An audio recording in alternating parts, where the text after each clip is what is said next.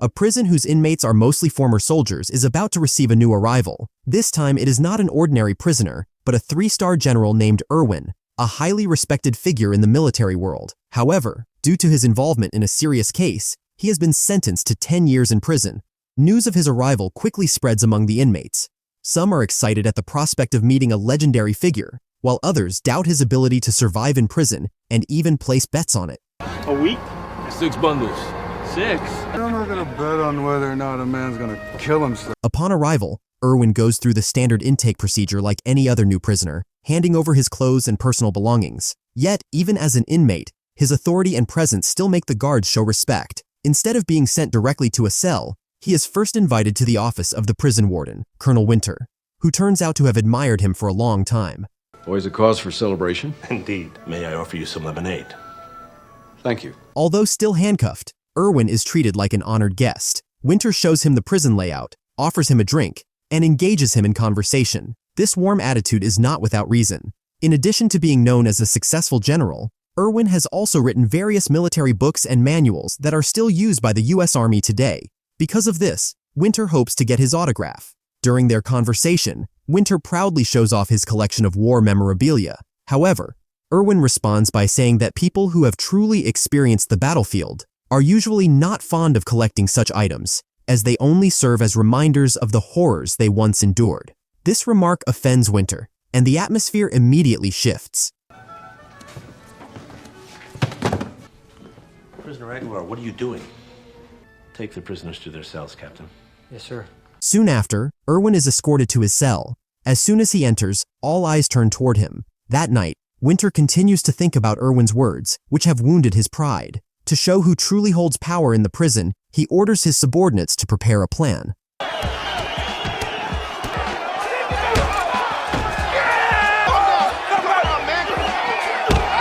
Winter is well aware of how to provoke fights among inmates.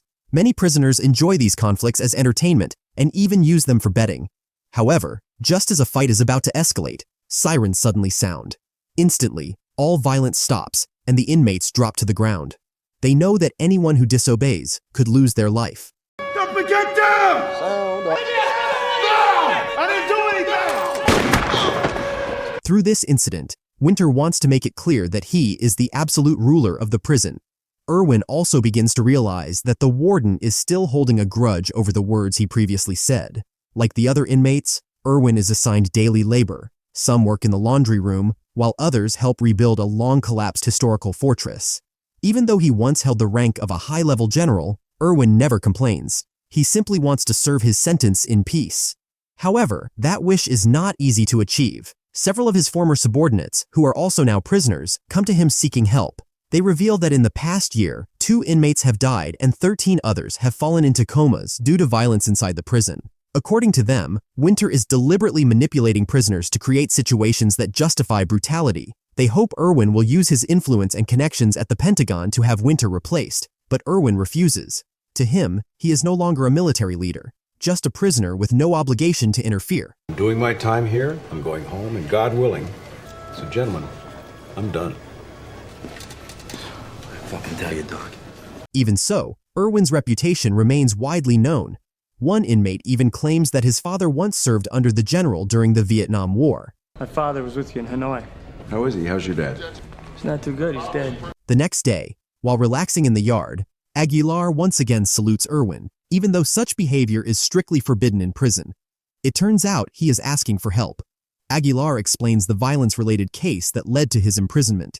He says he was only trying to defend his honor but still received a very harsh sentence. Because of this, he hopes Irwin can help request a case review. However, just like before, Irwin refuses. As a prisoner, he believes he no longer has the authority to interfere. Unbeknownst to them, their conversation is being monitored by Colonel Winter. He misunderstands the situation and assumes that Irwin is still trying to maintain influence within the prison. To teach him a lesson, Winter imposes severe punishment on anyone who salutes the general.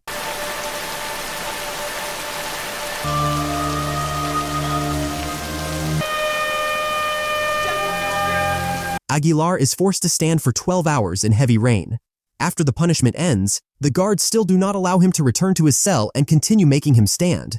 Seeing this injustice, Irwin finally steps in. As a result, Irwin is beaten by the guards until the siren sounds.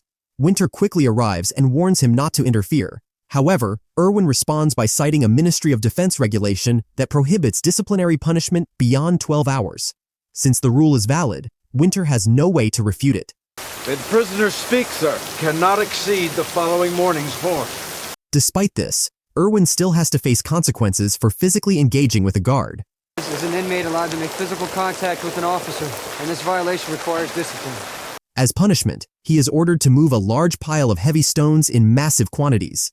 The task looks simple, but it is extremely exhausting, especially for someone his age. Many inmates even bet that he will not be able to finish it. One inmate who used to be a doctor advises Irwin to remove his shirt to prevent dehydration. At that moment, everyone sees his back covered in scars, evidence of the harsh life he has endured. After working without rest, Irwin finally reaches the last remaining stone. Almost all the inmates cheer him on. However, some who are worried about losing their bets deliberately bump into him, causing him to fall. Even so, Irwin does not get angry or complain.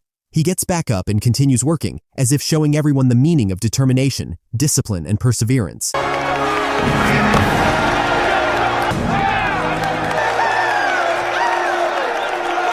Unfortunately, even after Irwin completes all the stones, Colonel Winter, driven by jealousy and resentment, orders him to start the entire task over again until sunset. The punishment is clearly inhumane, yet once again, Irwin carries it out without a single complaint. His resilience earns him even more respect from the inmates. Why would you kill yourself to help him with his wall? While he is in solitary confinement, Winter visits him and pretends to show concern. He asks about Irwin's condition, claiming that the punishment was only meant to remind all prisoners that their status inside the prison is the same. Winter also advises Irwin not to care too much about the other inmates, arguing that they are all serious criminals who deserve their fate. Shortly after, Irwin is returned to his cell. As he walks past, the prisoners salute him in their own unique way, showing that their respect for him has only grown stronger.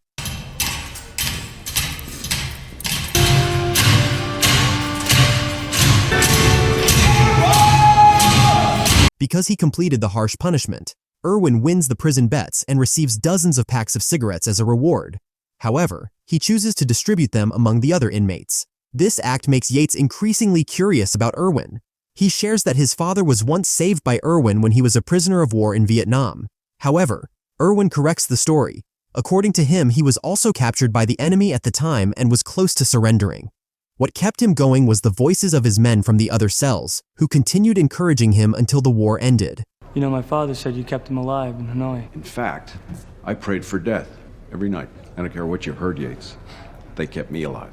On the other hand, the inmates assigned to rebuild the prison wall work half-heartedly, feeling they are only being used by Winter.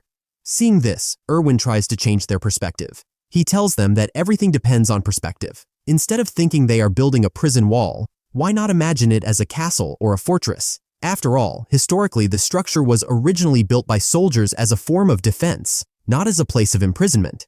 Therefore, every stone they place can be seen as a tribute to the soldiers who once fought there. My guess is he was building a castle. Ask Aguilar. His dad's a mason.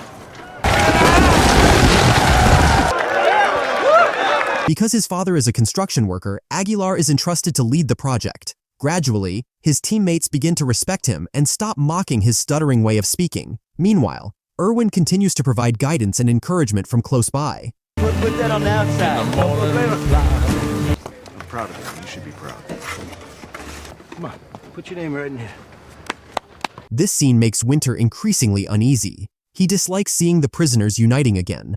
What irritates him even more is that they still regard Irwin as a leader, even though his status is no different from any other inmate. This time, Colonel Winter no longer hides his hostility. He calls Irwin into his office and makes it clear that no one is allowed to change the prison system. In his view, Irwin's presence has given hope to the inmates, something that could potentially trigger rebellion or even an escape attempt. What do you want from your time here at the castle, Mr. Irwin?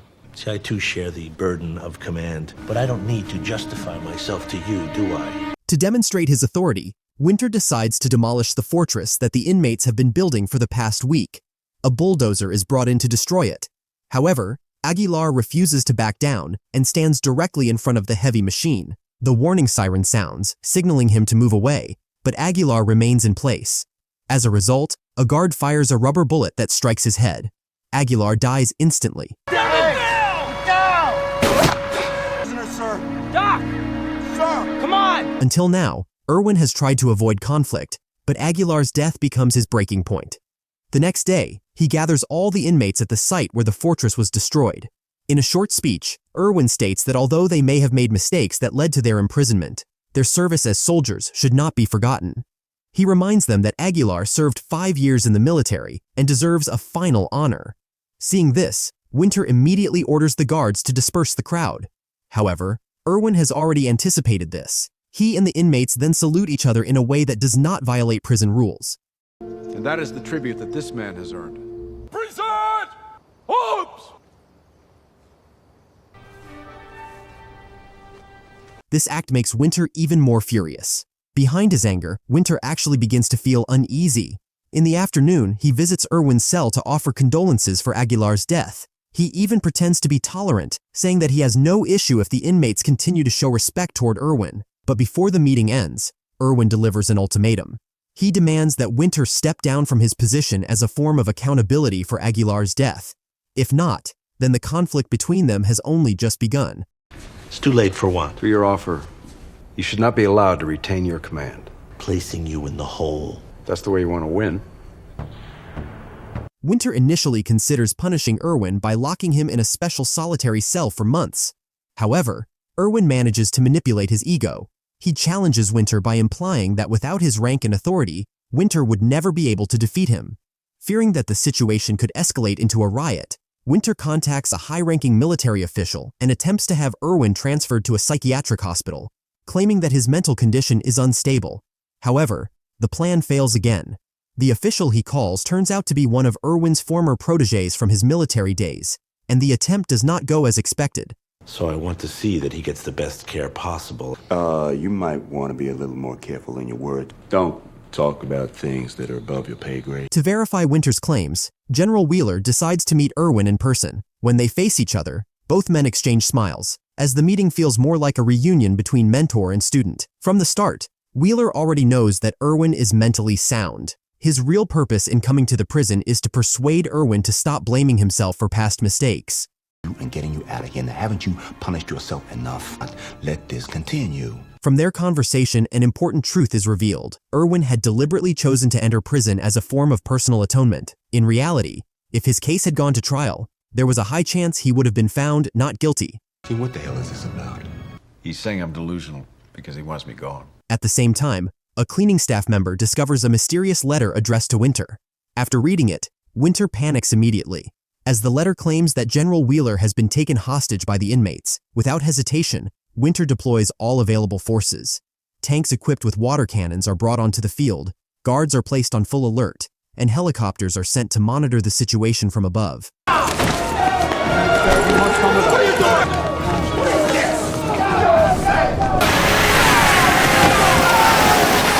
Return to hangar. Nothing has happened. However, all of it turns out to be useless. The letter is nothing more than a trap designed by Irwin. Its purpose was not to kidnap Wheeler, but to measure Winter's true level of control, and to prove to Wheeler that the real problem is not him, but Winter himself. The evidence is clear. Winter panics instantly over a simple letter without even verifying its contents. What the hell kind of grab-ass unit are you running here, Colonel? If I hear one more story about a man dying... Oh, I think I can handle him, sir. In the afternoon, in front of all the inmates, Winter reads out the case file that led to Irwin's imprisonment. He explains that during his final mission in Africa, Irwin was ordered to rescue a president from the hands of rebels. However, due to a failure in the operation, 8 soldiers were killed, and as the commanding officer, Irwin was held responsible. Through this story, Winter tries to convince the prisoners that following Irwin will only lead them to ruin. To strengthen his message, he orders the guards to punish and relocate inmates who are close to the general.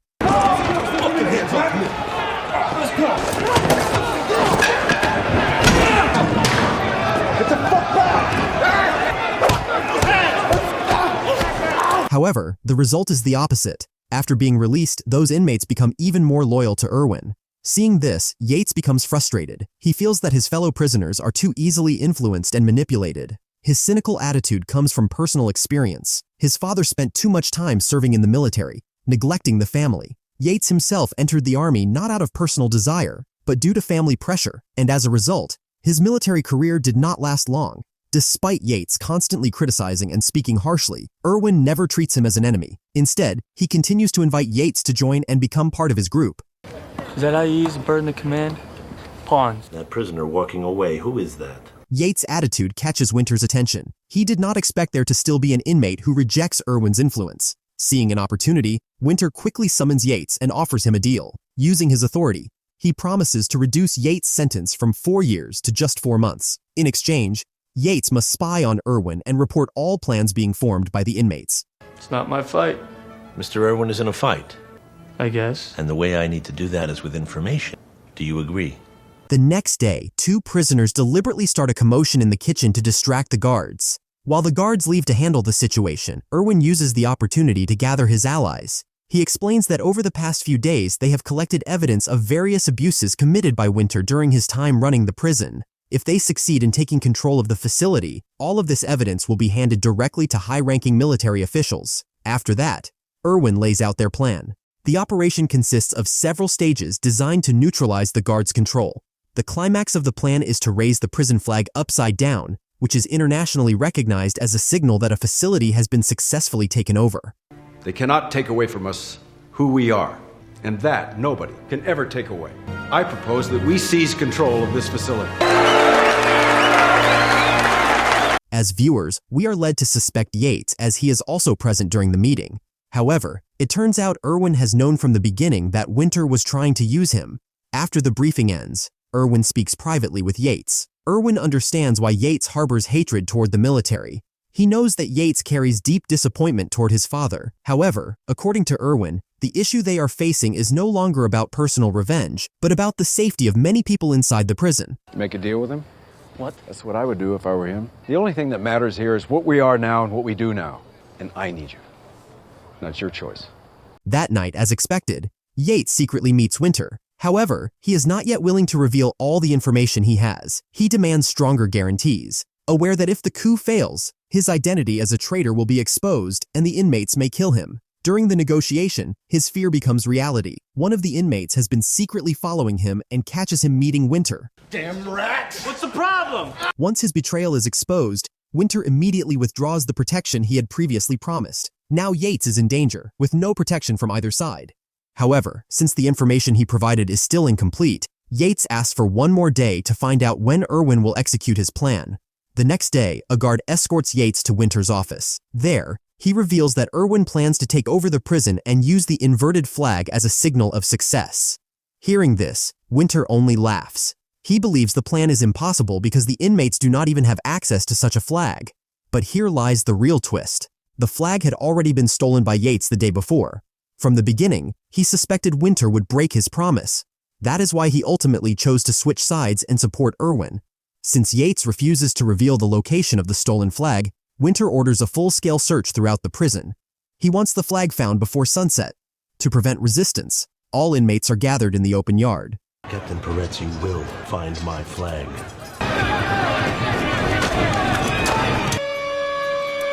Now! However, unbeknownst to him, everything is already going according to Irwin's plan. In order to find the flag, Winter deploys nearly all of his guards across the facility, leaving the main yard almost completely unprotected. By the time they realize something is wrong, it is already too late. Around 50 guards become trapped inside the prison block after the exit doors are chained shut by the inmates. To return to the battlefield, they are forced to take a much longer detour route. The guards in the watchtowers attempt to stop the prisoners with gunfire, but the overwhelming number of inmates makes their efforts ineffective. Irwin's main objective in taking control of the yard turns out to be highly strategic. From this location, the inmates can access various important areas of the prison and retrieve equipment needed to carry out the next phase of the plan. Command post on back!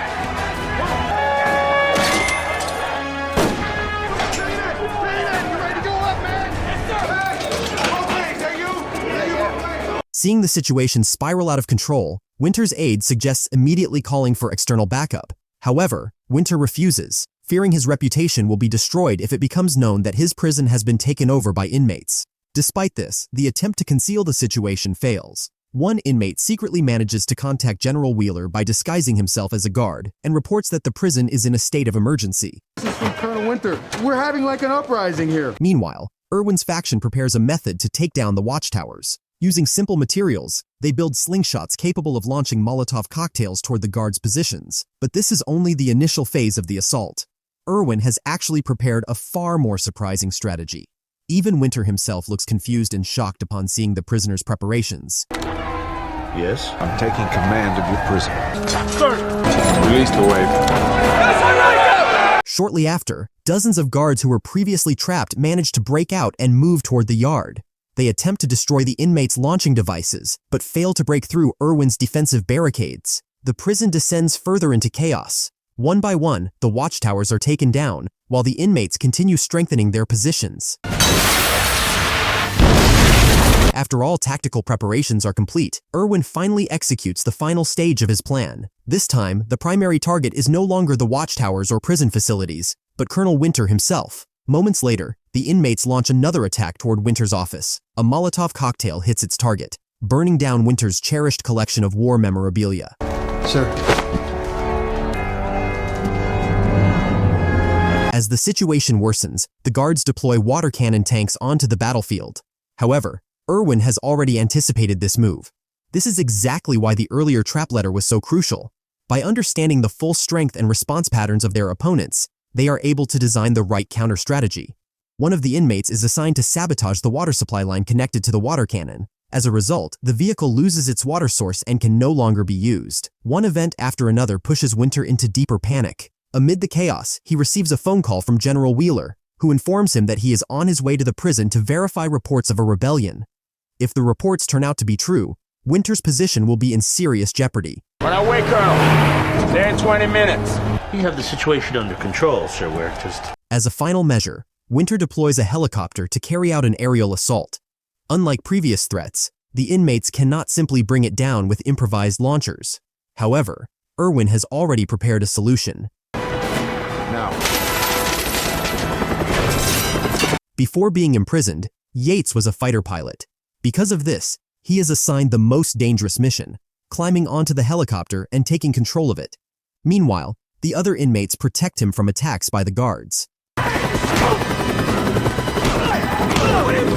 The plan succeeds. After gaining control of the helicopter, Yates first evacuates the guards he managed to disable. He then returns to the air and destroys the last remaining watchtower. With the fall of the tower, Winter's entire main defense force is finally neutralized.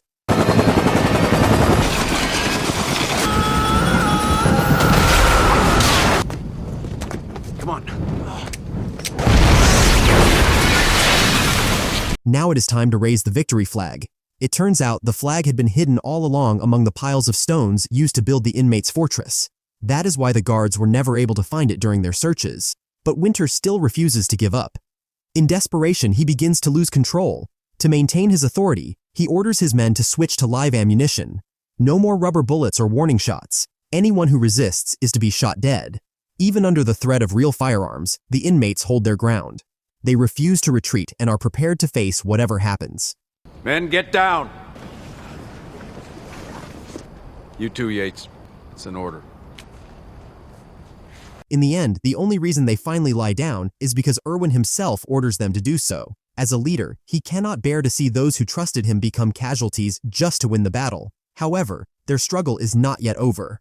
Alone, Irwin walks toward the flagpole to complete his mission and raise their symbol of victory. Feeling his pride completely shattered, Winter orders the guards to shoot Irwin. But after witnessing how Irwin led and protected the inmates, none of the guards are willing to pull the trigger. Beyond respect, they also realize that such an act would violate the law. At that moment, Irwin not only succeeds in physically taking control of the prison, but also in destroying Winter's authority on a moral level. Seeing that his subordinates no longer obey him, Winter loses control completely. In a moment of desperation, he grabs a weapon from one of his own men and shoots Irwin.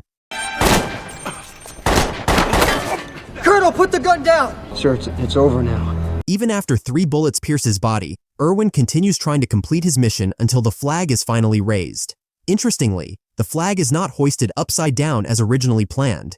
Instead, it is raised correctly as a symbol that their goal was never to destroy the prison, but to restore dignity and justice within it.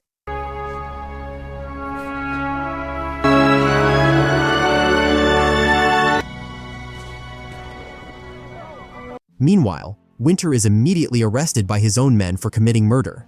An inmate who used to be a doctor quickly examines Irwin, but his injuries are far too severe. Witnessing everything, Yates finally understands why his father always praised General Irwin after returning from Vietnam. He realizes that Irwin was truly a leader who always put his men before himself. Irwin had actually been fully aware of the risks he was taking, yet he still chose to move forward, turning his sacrifice into a form of redemption for the guilt he had carried since the failure of his final mission. In the final scene, the inmates are seen rebuilding the wall that was previously destroyed. On one of its foundation stones, they carve General Irwin's name as a final tribute to the man who changed their lives.